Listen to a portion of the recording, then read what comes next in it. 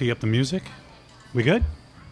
All right. Welcome to the Delaware Hometown Sports Podcast number 2. My name is Ferdy Anyan, and my wingman co-host of our podcast is Coach Stephen Ray, the head coach for the Cape Henlopen boys basketball team. How's it going, Coach? I'm great, Ferdy. How you been? All right. How's your week going?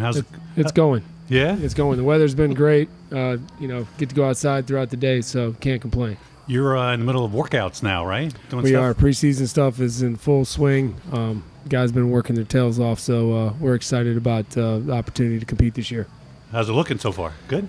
We're young and inexperienced, but we'll get there. Got any 6'9" recruits coming in that just happen to be coming into your casual moving into your area? Yeah, but they're on injured reserve right now, so we're just trying to get them healthy. All right. Okay. So we have a guest here tonight, right? Yes, we do. Absolutely. Shall I introduce him? Or yeah, go ahead. Yes. All right. Well, Coach Tyler Coop, right? Yes, sir. From Cape Henlopen High School volleyball team. Yes, sir. How are you today? I'm doing well. Yeah? We are. He might be mid preseason workouts. We are mid season. This is our little 1 week break, about halfway through so far. So I don't know you. This is the first time we've ever met, right? Mm-hmm. So it is. This is great here. So I, as I do with all the guests, I figure out who the heck you are, and sure. I Google you here, and we got another. I think there's a whole lot going on. There's another Delaware guy in the house. Yeah. Before Born and raised. You better, Steve. You got anything to say? Because once I tee this guy up here, he's going to go crazy. He on is us going to here. go crazy. He will. Yeah. No, he's go ahead. Lay the foundation for him. Let the people know where he's from. All right. So let's start us off. So on 2015, at the age of 23, Tyler Coop takes over the reins of the Cape Henlopen girls varsity volleyball program. Mm-hmm. His first varsity coaching job, right? Yes. And yeah. with the intentions of making them the top program in the state and a yearly state championship contender. I threw that in. I like that. I like that. Take the challenge. Yeah, so, for sure. You played volleyball at Salesianum, and led the Sal's to the county championship and was twice named Boys Volleyball Player of the Year in 2010 and 2011. You kidding me? They did, the junior and senior year. I had a good team. I was lucky. Holy moly. And it says here Tyler was the kill shot spiking, assist making star. I don't know if I don't. Star is a big word, but along those lines for sure. I tried. The kill shot spiking. I mean, how tall are you anyway? Not very tall, just 6 foot. And you're in volleyball world. That's not the tallest for men. A kill shot spiking at 6 foot. What's your vertical jump?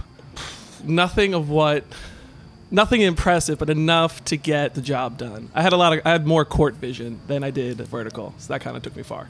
Holy moly! So and they have full volleyball teams up north for the boys. Yeah, so actually it's slow. It's considered a county sport. We didn't have enough to be a DIAA sanctioned. Right. So when I graduated, I think there's probably 10 or 11, but since then they're up to 12 or 13.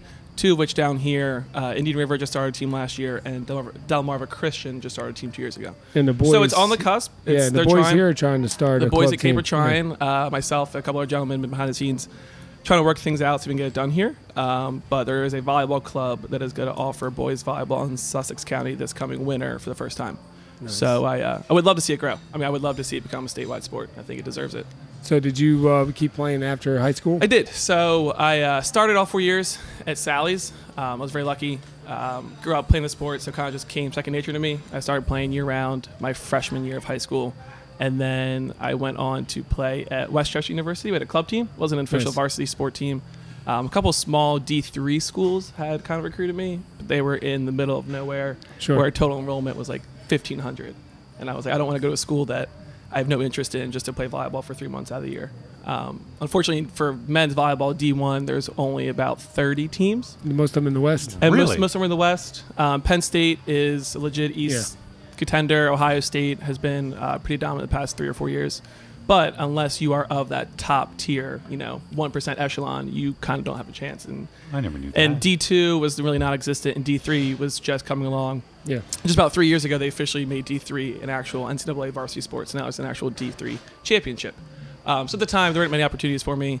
Went to Westchester, played club there, fell in love with the school. Ended up sitting the bench my first 3 years. So that was pretty rough culture shock for me. Sure. And a huge ego check. After that freshman. I think all male athletes coming out of high school. Oh, yeah. When you're the stud at 17, 18, get a big slice of humble pie as a freshman. Yeah. No doubt. That was tough. So, I rode the bench for 3 years. The kid in front of me, for position-wise, I saw right away he was better than me. And I just, every day in practice, I just watched him, and I tried to figure out what he did better than I did. And I tried to figure out how I could do it better than him. Obviously, those first 3 years never really worked out, but I was able to fine-tune certain parts of my game. I learned a lot from those, and I think it's now translated to help me coaching, where I can relate to, my 6th rotation starter. I've been there. But it's that kid who never sees the court for a whole season. I know what that's like, too. I did for 3 years. Yeah. So then about, I guess, early in my sophomore year of college, I started assistant coaching at Ursuline Academy in Wilmington. My mom, who is now my JV coach down here, was then the JV coach up at Ursuline. And so I was just looking to get involved with the sport a little more. So I got involved with their longtime coach there named Sue Heiss. She's been there now, I guess, probably almost 38 years. She's got roughly 12 state championships to her name. So my first year there, we made it to the finals and lost to Padua. So I got to play at the Bob. I sat courtside at the Bob, awesome. And it was a really cool experience being a Delaware born and raised kid, knowing, when you say the Bob with that kind of exactly, you know what I mean? That holds a lot of weight. So that was a really cool experience. Excuse me. But it also allowed me to see what state championship caliber volleyball looked like. And so I've seen it. I believe I know what it takes to get there. I think we have the athletes down here, but I think there's a couple things we need to do a little better with kind of early education of the sport. So I was finishing college in spring of 2015, and my parents sold their house in Claymont, and we're moving to Lewis full time. And I was like, do you mind if I move in for a year, kind of get my feet wet down the beach? And they said, sure. So I emailed then coach Carrie Evick from Cape, and I was like, hey, here's my resume. I would love to be your volunteer assistant, your JV assistant, whatever you have an opening with. I just want to stay involved with the sport. It means a lot to me. And she said she was going to step down. She had 2 young kids, want to spend more time with them. She said you should apply for the head coaching job. I called my dad, and I was like, at the time I was 22. I was like, this sounds crazy. You know what I mean? I don't think this is the right move for me to make this early in my life. And he said, you should apply, go through the process, understand how it works, and then you'll know later, when you go through applying again, you'll kind of be a little more prepared for it. And I said, okay. Came down here in March of 2015, had an interview with then principal Brian Donahue, Bob Solano. Here's what I like here. Bill Colick, and Kate Austin. We sat for like an hour. Who was in your interview? Solano, Donahue, Colick, and Kate Austin. And they kind of just sat round table. They each had a couple questions, and we kind of talked for about an hour. What'd they ask you? Come on. Nothing too crazy. It was, how would a typical practice look like? If a kid wants to get recruited, how can you help them? Why do you think you're qualified for this?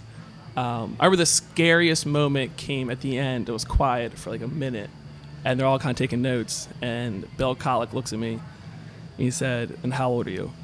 And I was like, kind of like, crap, like here it is. Like this is what I expected. This is what was going to hold me back. And I was like, right now I'm 22, sir. I was like, but by the time the season starts, I'll be 23. And he looked at me, shook his head. I was like, crap, here it comes. He was like, damn good interview for a 22-year-old. Well, so as a so that was like instant stress off my back. As a young coach, do you think that helps you or hurts you relating to the girls? I've watched you practice. I've watched you organize practice. Mm-hmm. I've seen you run practices. The first thing I noticed about you when you were coaching was your energy was off the charts. Yeah. Like super positive. The girls didn't understand what the chants in volleyball were about, how to organize, how to between each set, why are we huddling up, why are we talking, that kind of thing. Your energy is great. Does that, being young, does that help, or what were the barriers of that? I think both.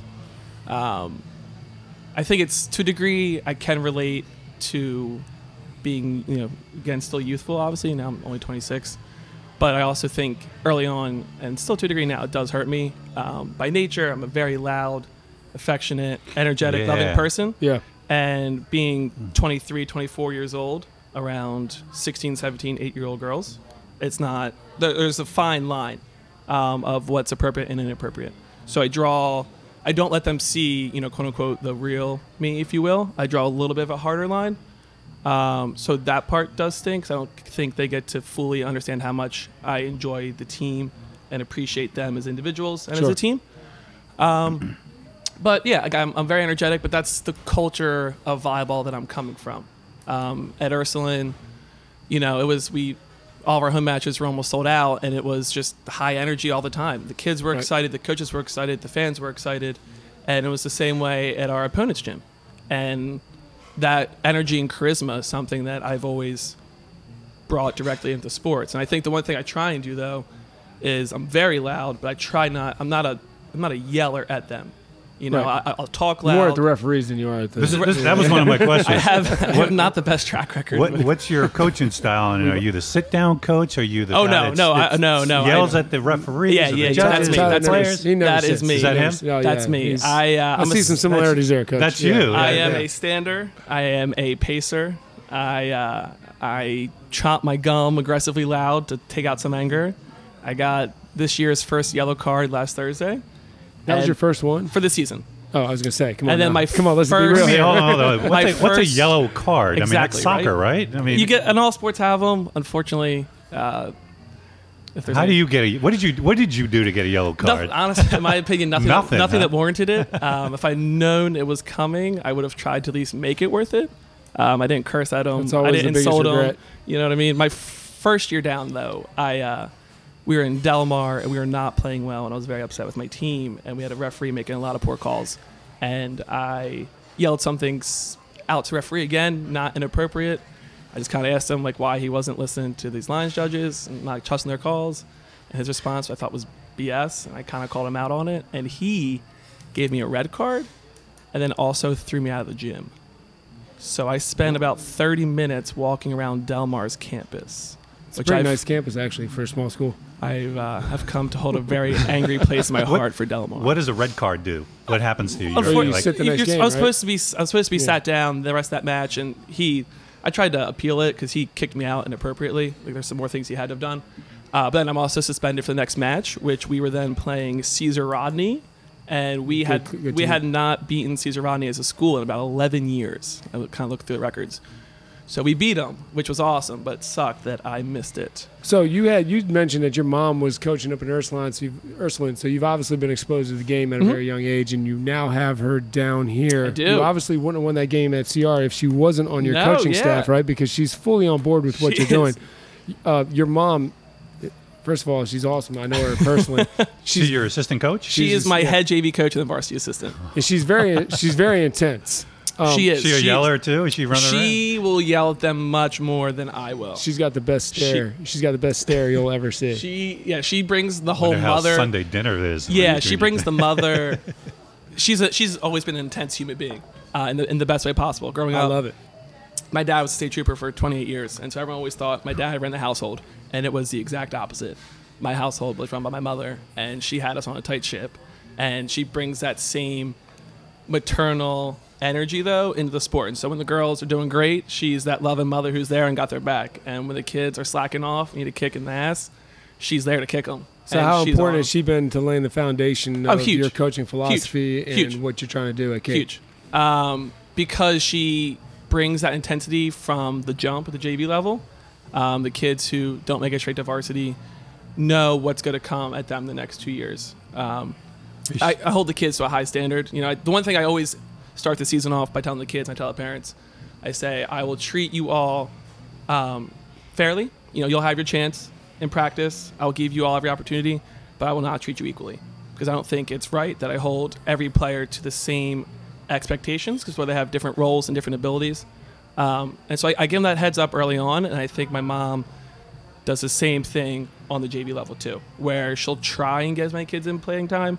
The one thing we also preach a lot with the JV team, I'm not as concerned about wins and losses on the JV level. No team it's very rare that your undefeated JV team goes on to win a state championship the next year in volleyball. It just doesn't seem to happen. But what I tell them, their main job is to be ready to play at the varsity level.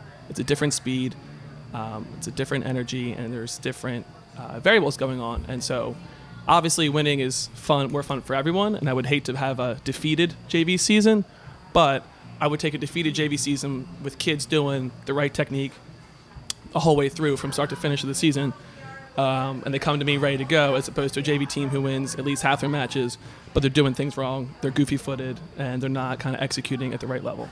Right. So that's a tough balance we're having. But she gets it. She buys in, and she supports me, which I'm really lucky with. Is she more intense than you are? In different ways. I definitely. Well, that's a big question. I'd sense something there. Well, this is also really tough when it's your mother and you're trying. You right, love her, right. So you're not trying to. She's going to listen to this too. You know that. So you better tread lightly. That's why I am treading lightly. She brings the same game time intensity. I think I can break things down a little quicker on the fly, where she needs to see things develop a little more. But from the practice, she's in there. Like today, she gave her JV team off the past 2 days because we have a week-long break. A couple girls were sick, and we had the divider down between nets, and she was on them today. Like I have not heard her yell at them probably since preseason, which is good because if they're slacking off, 2 days off in high school, you know what I mean? That's a monster. It is. Yeah, they forget everything. Exactly. So she was on them today, but in the games, she's got that same energy and passion I do. We have different styles of coaching to a degree. Again, like I said, I'm a little more. I'm intense when the rally's going on, the game's live. But in terms of talking to the kids, I usually talk to them with a pretty stern, hopefully well-mannered kind of term, if you will. So how many girls are in the girls volleyball program? This year, in total, we have 28 girls between the JV and varsity programs. We start 6 at a time, so we each have actually 14 on our team. You have to have at least 12. I mean, it's what I always say, because for inter-squad scrimmage, you need 6 and 6. Yep. And odds are someone's always going to be sick or injured, so you need to have at least 1 or 2 ready to go. So we're at 28 this year. On varsity, we're a hodgepodge of kids, similar to what you said about being kind of young. Yeah, a lot of sophomores. I have a lot of sophomores. I have 3 seniors on varsity. Coming to the season, only one of them had starting and playing experience. The other 2 were role players last year. We've kind of run like an 8 to 9 man rotation, and of those 9, 1 is a senior. Well, I guess 2 are seniors, 2 are juniors, and the rest are either freshman or sophomore. So we're young, which is tough. I mean, I'm excited for the future, clearly, because it's awesome. We're getting this level, this varsity level experience when they're this young. But I hate the term like building or rebuilding, because I think that diminishes expectations for the year you're in. And I never want to do that. I wouldn't say that either. I think you've sparked tremendous enthusiasm for volleyball, where kids now play all year long here. Yeah. Whereas I hope before, I'm not so sure that's happened. Mm-hmm. Now you got kids. That's what they do. Some of them have stopped playing other things to play volleyball, which is, you don't need a bunch of them to do it, but you just need a handful. I need a solid core to set that foundation. And the 2 things that have gone in my favor in that regard, Premier Volleyball Club, which was started probably 4 or 5 years ago by Archer head coach Mary Pat Quoka. She brought teams to Kent County and Sussex County. It's actually the first legitimate statewide club to kind of offer year-round exposure for girls. We still don't have as much. That's more for the high school. What we need to get, though, is more club experience for kids in 6th, 7th, and 8th grade. And so is that when they should be starting? Yeah, 6th grade. Yeah, is, that's build your foundation. Yeah, volleyball is dominated right now in Delaware by all the schools in Wilmington. That's where I used to coach club volleyball as well, along with the high school. And we had clubs start up there in 12 and under, and now it's dominated up there. The same is inversely said about Cape specifically. Our girls are getting the sticks in their hand, whether it's field hockey or lacrosse, by grades 2, 3, 4. No doubt. And they're maybe not traveling all over the state and the coast, right. but they're at least playing year round. And now we've dominated those sports now for the past decade and a half, roughly. And there's enough girls here to do that for sure. There is, and the talent's here. I don't think that's an issue at all. Clearly, we have huge athletics in our area, and that's awesome. So then the follow-up to that is also Dion Lamb, I guess probably 5 or 6 years ago, helped start the team at Beacon. And I'm not sure who started the team at Mariner, but they have their middle school program team also going. They've got a good coach there, too. They do. And this year, helping out up there, too. So it's Allie Body and Kate Tingle. And Allie used to be involved with the program here at Cape. And Katie was an all-state player back in her day at Cape as well. Yeah, you got great coaches that helps hugely. And then they've started running what they call the Cape Volleyball Club out of Beacon, which is open to all middle schoolers in the area, not just the Cape districts. We had kids from Georgetown, Millsboro come out and play for us last year. But that early exposure is playing a huge help into now having, 4 starting sophomores and 1 starting freshman on my team this year, where I have the kids who have the power, the understanding, and the knowledge of the game at a level that they, say technique, 5 or 6 years yeah. ago they didn't have. In the technique. It's a really technique-driven sport. It's really bizarre. It's the same motions every single time, right? It's really simple, and we as coaches overcomplicate it all the time. And I try not to. I try and keep the game simple for them. But I can't emphasize enough how important technique is in this sport. It's really weird, and a fraction of an inch makes a huge difference if they're late, if they're early, anything like that. It really impacts the game. Do you have any girls that are basketball players on your team? This year, returning. I don't think I had many. I honestly don't think I had many. Had a couple that played in middle school. 2 years ago, I had more. Like when I first started coming down, I guess when I first was down, pardon me, a handful of my varsity girls were also playing basketball. And kind of to what Steve said earlier, I have now more girls who are playing volleyball year round, and so they're kind of not doing the winter sport. I still have a plethora of lacrosse players, though, and I don't know if I can kind of ever take them away from that, but I also don't want to. And I've been girls, parents, doesn't matter, all the time, ask me if their daughter should give up whatever sport it is they play to play club volleyball, and I tell them playing club volleyball will only help them get better. But I never want to discourage them from playing their sport. I think the burnout is real, and I would hate to see that. And I think the multi-sport athlete tends to be successful and have more enthusiasm towards the sport. Yeah, right. They're diverse in what they can do, and I think they can learn more from other sports too. It helps them physically grow. So I never tell a kid don't do something. And you always want them looking forward to your season. Of course. Yeah, you play club, and that's all you do all year long, and then you get to, it becomes a drag. You don't want it to become I don't want it to be a drag. You want them to look forward to the fall coming in. Because that's another part of it too. Like the club season runs from. It never rains in the gym too, Coach. It never snows in the gym. Cape is one of the luckiest schools where we have AC in the gym. I mean, I get kids like that second week of preseason. The girl's like, God, it's so hot. We're so tired. We're so sweaty. I'm like, shut up and go outside with field hockey. Go outside on the hot turf when it's 110 degrees outside. And you know what, Coach? Feels like it's 120. And Coach Austin's making those girls work. I'm like, you want to go out there, then you can complain. But when you're in this gym, when it's AC'd, shut your mouth. Shut your damn mouth. So do you recruit athletes outside your area? I mean, is that taboo or is that? I just think it's hard here at Cape, obviously, because you kind of if you're not in the district, you can't really come to school anymore with us. But I would love for kids to move in our area and play more. I think it's more recruiting kids to get them interested in the sport year round. So I think it's more the middle school is the key for that recruitment, if you will. That's where you get. How much interaction do you have with the middle school? Like, do you go down and I've run clinics in the past where I've brought the middle school kids up to the high school practices. Have you done stuff like that before? Or? Slightly. Like 2 weeks ago, we invited the Mariner team to one of our home matches. So they kind of we had the JV girls like shadow them, right? Helped us warm up, kind of show the ropes, how we hang out during the matches, how the girls cheer and all that jazz. I've been involved with that Cape Volleyball Club that we run out of Beacon for probably the past 2 years or 3 years. I've done that, at least part-time.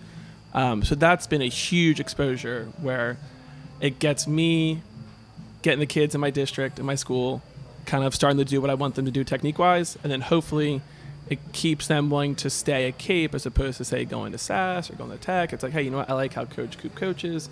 I want to stay within this program if I like the sport. We host, similar for most every sport, we host the Beacon Mariner game at the end of October, and it's by far the most crowded our gym ever is for a volleyball game, right? Which is great, though. And so this year we're trying to make it actually into a little more of an event. We're going to have it run as a fundraiser. So we're called like Serving Out Cancer, Spiking Out Cancer. Awesome. And we're like sell shirts, and it'll go to Haley Gooch at Cape Grad. Works for the cancer community of Delaware, so it's a go straight to their work that they do within Sussex County. So it's something we could kind of do to bring the girls together, but our girls are there. I usually split them up. Either, if you went to Mariner, sit on Mariner side. If you went to Beacon, sit on Beacon side. And then I'll take the rest and kind of divide amongst the two. And I'm like, and go to town with each other. You know what I mean? Like, try and be louder than your neighbor, like your best friend. Give them hell. It's a full house, huh? Every Beacon Mariner game it's funny. is an event. So it's funny to me. How many attendants, or how's your attendance at the volleyball games? So. It's tough. When I first came down, Mr. Soleno, our AD, Bob, asked me if I wanted to charge admission. And I said, let me see how this first year goes. I want to see what what your community of volleyball is. If you're sold out or not, right? If we have people coming. And so we didn't have a whole bunch. We had a good amount for what it sounds like we had a good amount for the girls' said, but for where I'm coming from, it pales in comparison. So I told him, I was like, I don't want to. Some of that's the gym size, though, too, Coach. Touche. Some of it is the gym size. Because our gym is pretty big. Our gym is definitely big. It's definitely much larger than. But we can still fill both sides of the bleachers. But I've also been in matches at St. Mark's, which definitely rivals ours, where both sides are out and both are bumping. Right. So I told him, I was like, let's not charge. I don't want to discourage those random few straggler kids who are just hanging out at school. If they want to come in, sit down for a half hour, and they're like, this is kind of fun. This is kind of cool.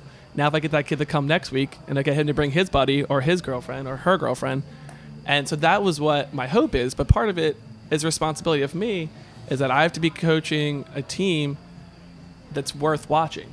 I need to create a product that people want to come and see. People don't want to come see a team just bump a ball over the net for an hour. They want to see that kind of high intensity level of skill. Somebody driving the ball across the net. Well, that's what we want to see. So that's a challenge now is me, which is great. Like I love that. That's what keeps me motivated, keeps me going. But we're definitely not still where I don't think we are.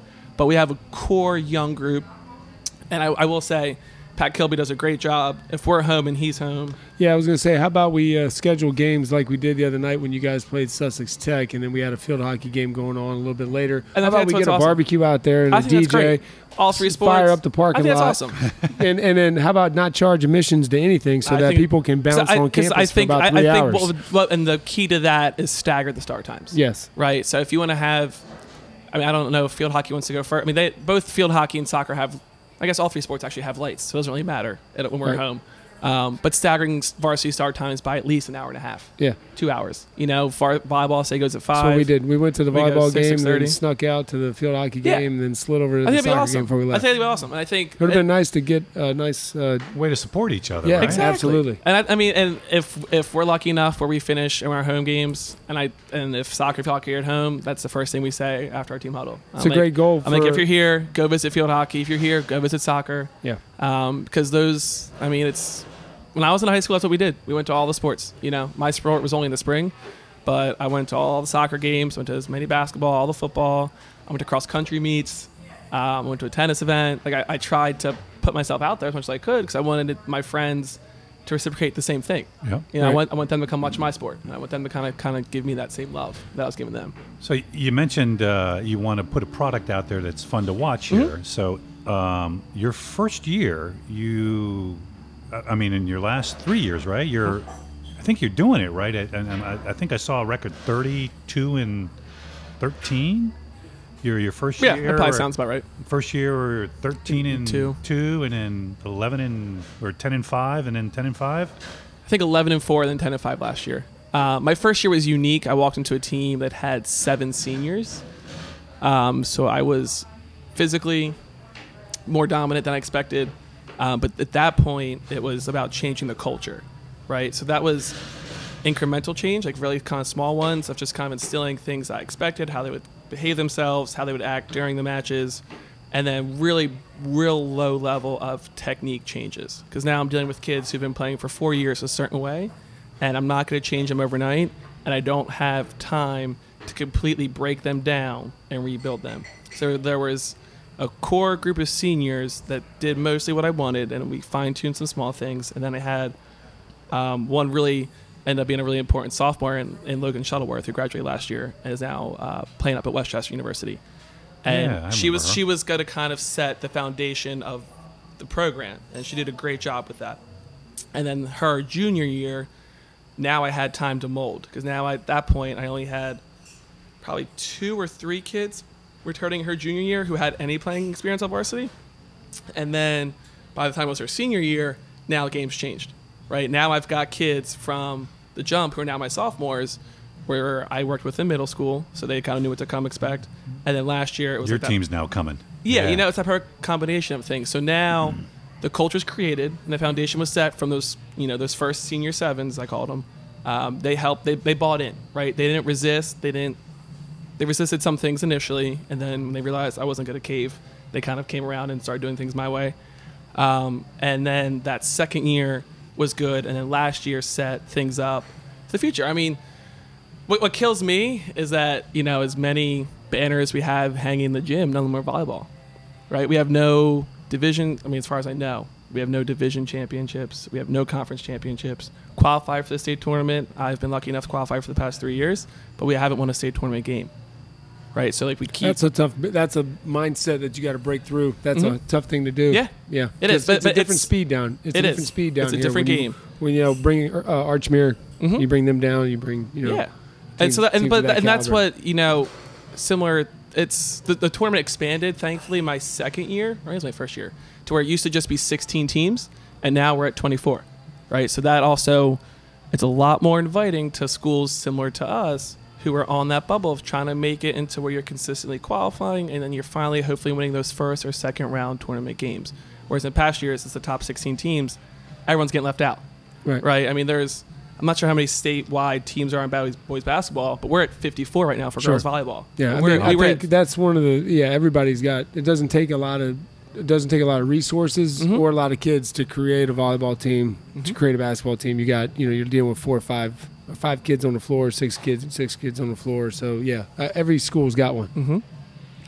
I think you're well on your way to creating a product there. I hope we're trying, and the kids are great. They kind of Steve mentioned, there's a core group, not just of sophomores, but of kids in this program that are buying into the sport. They're enjoying the sport.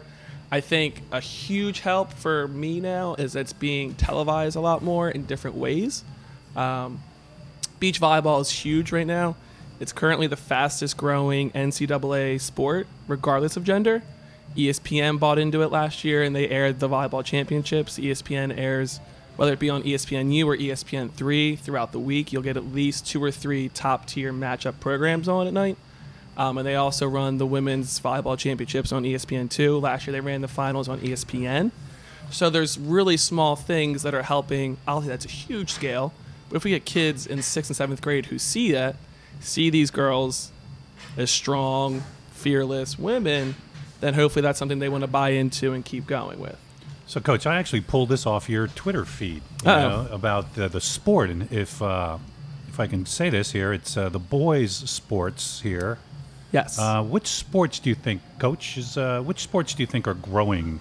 And when I say this here, is gymnastics growing? You talking to me? Yeah, either one of you guys. For boys or girls? Boys. Go boys. This is if you're, I'm going to stay away from the gymnastics. I don't think. Okay. I don't know how many. Wrestling. That's gone down. Gymnastics, that's gone boys, down. 23%. It's gone down. Wrestling? I bet gone down. 9% down. Golf? That's a weird one because I think there's so much money involved in golf. That's a unique sport. I think golf's going down. 6% down. Football? Down. Definitely going down. That was on me close. I would say are we talking the United States here? Yeah. I would say soccer's probably going up. Football. Lacrosse has got. Lacrosse is probably, going up. But then again, there's still the argument of concussions in lacrosse too. Yeah, but it's becoming more widespread. It's been an eastern, northeastern sport for a long time. West. It's starting to get west. That's fair. Midwest. So I would say it's probably going up. So how about fencing? I have no clue. I'd be surprised if there's any high school teams that have fencing. Yeah, that's maybe. grown 22%. That's an individual sport. Volleyball. Hopefully growing. 21%. Yeah. Lacrosse, 11%. Soccer, 11%. Rifle. What do you think, rifle? I mean, it is an Olympic sport. Yeah, that helps. You can get a gold medal shooting a gun. Yeah. Cape doesn't have a rifle team, do they? No. I think there's no rifles allowed in the freaking place there. Sure. That's gone up 10%. Cross country, 8% up. Yeah, that's actually a lot of individualized stuff. Mm-hmm. Yeah. Baseball, what do you think? It's probably going down in the U.S. Gone up. In the U.S.? 3%. Really? Water polo. That's like all West Coast. Yeah, that's all California and Hawaii. How can it go down? That's all they do out there, swim in a pool. It's gone up 3%. Basketball, Coach, what do you think? It's going up probably because of the AAU. 2.4%. That hasn't gone up as much as I thought it would go up, right? That's crazy. But it's a big pool already, though. That's a huge pool. You probably go for from going like up 2% in that pool. It's probably one of the most. That and soccer's probably got the most participants. I would think. Yep. Yeah. Wow. Interesting here. I mean, I only need 5 guys to go start a team. All right. Coach. Yes, sir. What do you do on your?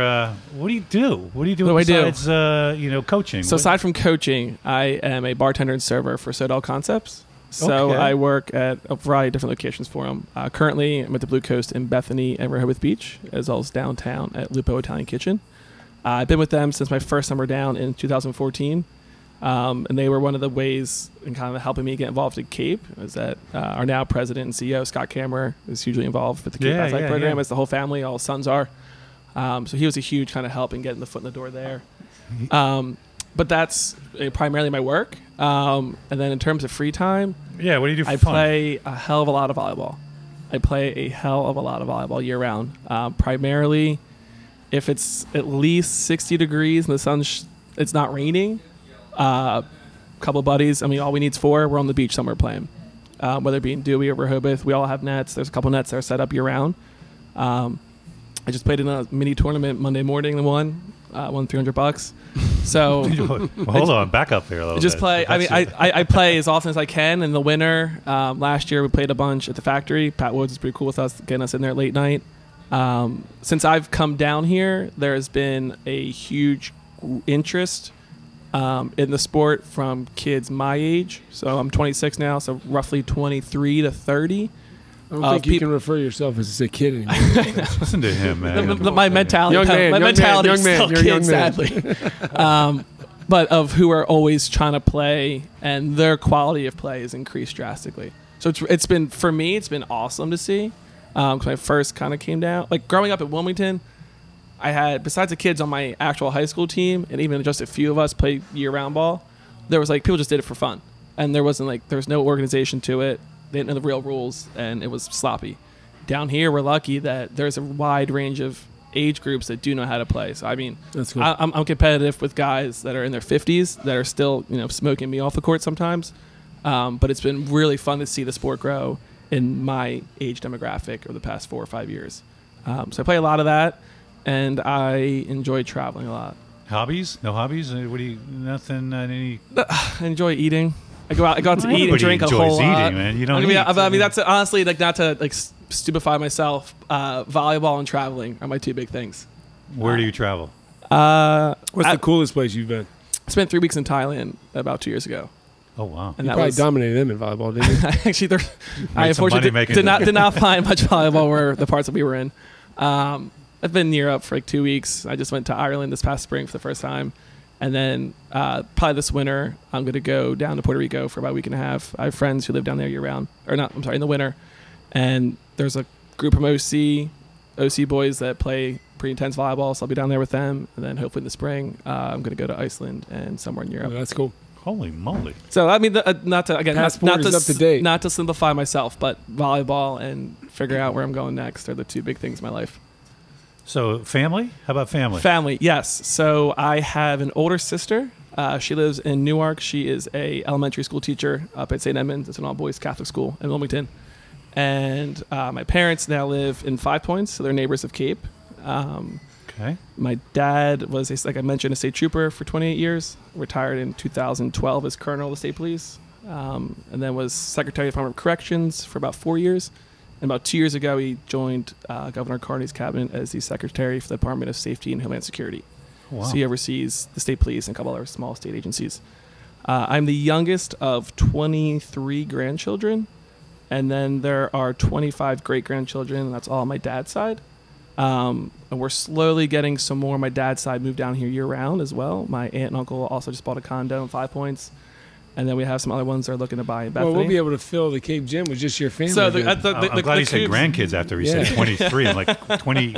Yeah, my dad is my dad's the baby at 10 on his side. So we had big family kind of from the jump. And volleyball played a huge part though. I had an uncle who was a teacher, and probably from the time that I can remember, the earliest memories, 5 or 6 years old, up until I was 16 or 17. Every Thanksgiving morning, we would run out the gym and we played volleyball. So you're a volleyball So I fan, had cousins time. play at Caravel, and she wanted to play at Wesley. I had a couple cousins play at Concord, at St. Elizabeth's. And like I had uncles that are just athletic, aunts that are just athletic. My mom Was a total, very original tomboy of her time. She's got. I got to meet your mom. Yeah, she's an intense human, man. She's fun. She can be scary. So we would play volleyball for 4 or 5 hours on Thanksgiving morning every year, and that was like so. So much for the backyard football. Yeah. This backyard volleyball, bro. Funny enough, we did the Coop Turkey Bowl, and it actually stopped one year because my mom was involved and suffered a concussion. I'm just seeing the Fockers playing volleyball in the pool here pretty right much, now. That's exactly what it was. But I there's don't know no why. pool. It's a court. I mean, we got plenty of trash talkers. We got plenty of intense athletes and plenty of intense fights. My dad's cousin is currently it's fun. He's the head coach at St. Elizabeth's High School in Wilmington. He just took over for the program last year. So we had them down to our play day last year. His St. E's team came down. So the Coop family and McCarthy family are How'd you fare against them? I think we beat them last year. It was a preseason, so it doesn't really. Yeah, but you're still going to talk some trash on that. It counts in the family table. Exactly. So does Dad, Mom all go to the games? Dad when he can. Mom's on the bench. Mom's on the bench. So if Mom's not there, we have an issue. Mom. Oh, that's right. Mom stomps her heels on the bench. Dad better be at the digs games, it into the floor. If Mom's not there, something's gone wrong. But my dad definitely tries as often as he can. My sister is also, she's actually ventured down here a couple weeknights for a game or two. And then if we're anywhere somewhat north, she makes it. So she's come to CR, she's come to the Smyrna games. She tries her best. I can see your mom spiking the ball on Thanksgiving meal. And staring you down. Oh, yeah. Oh, she's standing over top of you. Yeah. My favorite mother's story. When I was in high school playing, my dad used to record my games for me, and I would kind of analyze my film afterwards. And I think it was my senior year, or maybe my junior year. But I missed a serve. And you hear from like just a couple feet away from the camera, all you just hear is from a voice, or because my mom's was like, "Coop, you suck." And it wasn't like a whisper either, because I also remember hearing it when I was actually on the court. I wasn't sure like if it was just my teammate saying it, like to be like a jerk. And that was your mom. And I pinpoint the voice. I'm like, that was my mother. That's awesome. Did she sit on the bench with you? Yeah. Oh, okay. Yeah. Okay. So I have a strictly varsity assistant. His name's Vince. This is his second year with our team. And then this year we have an awesome volunteer assistant who helps primarily in practices with our JV team. And then he sits our bench as well. So there's 4 of us on the bench this year. It's pretty crowded. Well, 3 on the bench. I stand. So your schedules. You make your own schedules? Yes and no. It's something I'm not used to when I got down here. But the conference, I guess, kind of dictates certain amount of matches that we have to play. And they hit all those. And then I have freedom. This year, well, my first 2 years, I was locked in to what they had already done before I got down. Okay. And then after that second year, I had the freedom to pick up 3 extra matches of myself. Ursuline. So actually, I did not pick up Ursuline, but I did use my contacts from up north. So I picked up that first year, which was last year. I picked up Conrad, which is basically a top 10 team in the state now every year. Picked up Sanford because a good friend of mine coaches them, and then I picked up Archmere, which is a top 3, top 5 team in the state year in, year out. You guys swept Sanford this year, didn't you? We did. We swept Sanford, which is nice. Conrad's our last game of the season. We go up there. It's cool. It's been awesome to get our girls exposed to that caliber of volleyball. The one play day, each year I either host 1 or 2. This year we hosted 1. We had 9 teams come down, and of those 9 teams, all of them qualified for the state tournament last year. We had both teams from the finals in Ursuline and Padua there. We had the semifinalists in Tower Hill there.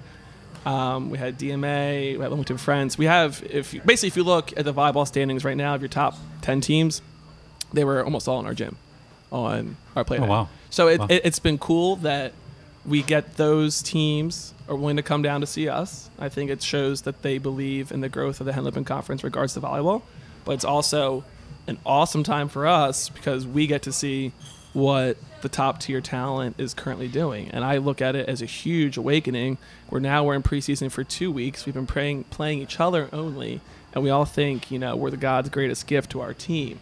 And then those teams come down here and they whoop up on us, and it's good. And to our credit, we fight back. We don't just cower, but we get beat up, and it's a huge ego check. And I think a really important time for the girls, where they kind of realize, all right, I still have another week left of preseason. I've got to buckle down. I got to get focused. I may be good in my gym, but I'm not the best in the state yet. So I got to kind of figure out We how talked I can about that be. with Coach Mull last week when he was talking about the front end of his schedule, coming in and rebuilding a program and the importance of playing teams that you want. You don't want to get beat. nobody wants to lose, but you want to expose your team to programs that have it going on and like what it takes, what it feels like, what it looks like, and to not be scared in the future. We went up to Archmere 2 Saturdays ago, and we lost in straight sets. But as a team, that was the best I've seen us to this date still play. We just won. You haven't lost since you came back, have you? No. So I think we won 3 in a row last week. Yeah. So we beat Sussex Central on last Thursday in 5. Yeah. And we won, which is great. But that was one of the worst performances we've had this year as well.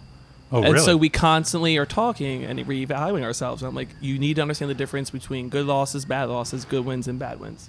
And I'm like, if you don't think there's such thing as bad wins, there kind of are. Granted, record-wise, it's still a win.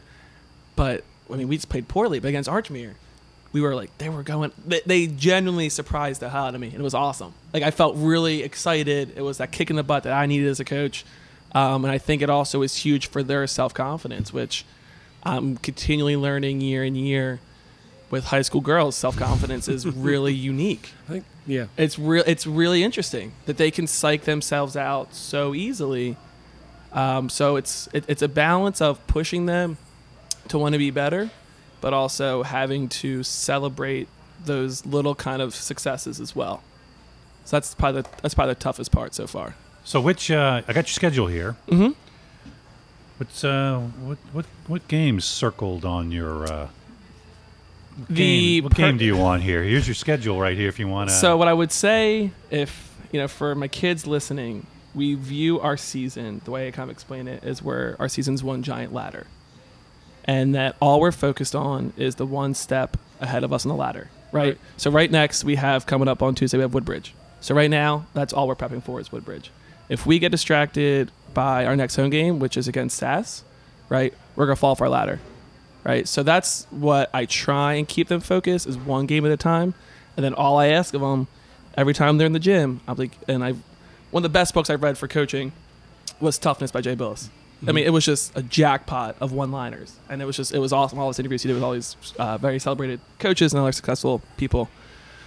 But I forget which coach, it might have been Coach K, but he said, like, each day, just try and get 1% better, right? And that's your goal. If you get 1% better every single day, you'll reach your destination in being conference championship, national semifinal, whatever it may be. But the goal is to get 1% better every day as an individual and then as a team. So those are the two things I try and harp, and I say it day in and day out, is that we're only focused on the next up of our ladder, and tomorrow, figure out how I can get 1% better. And if you do those things, hopefully we end up in this place where we're competing for a conference championship, competing for a state tournament win, hopefully make a little run. Realistically, these last three are going to be these 2 or 3 are going to be tough. These last 3 are going to be which ones? Dover has drastically improved the past 2 years. They got a new coach, and she's doing really well with them. CR is coming back. Around these perennial they are coming conference. Back really heavy with senior and upperclassmen experience. And Conrad, as I mentioned, is a top 10 team in the state. So those are going to be really tough ones for us. But I think we're on the path right now where these kind of first 3 or 4 matches, we hit some walls, but we're still trying to figure out our lineup. And so I would say so far in my season, we're 9 games through, I've run probably 9 different lineups.